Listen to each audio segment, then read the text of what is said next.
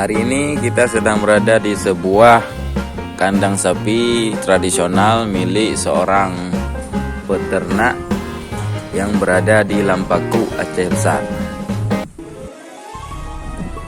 Inilah sapi-sapi yang dipelihara oleh seorang peternak bernama Pak Imran.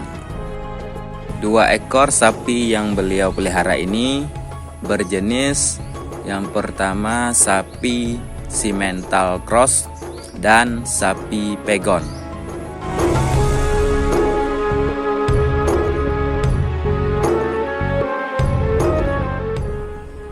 Untuk memberi pakan sapi-sapinya, Pak Imran mempunyai sebidang tanah yang dijadikan tempat untuk menanam ataupun menjadikan lokasi ini sebagai bank pakan berupa rumput dan rumput odot yang diselilingi oleh pohon pisang.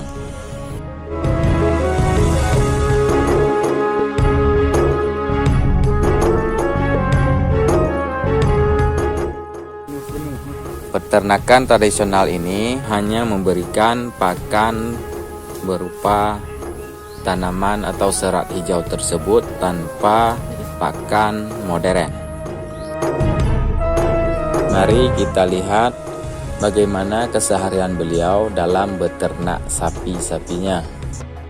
Inilah di saat beliau mengeluarkan sapi dari kandangnya.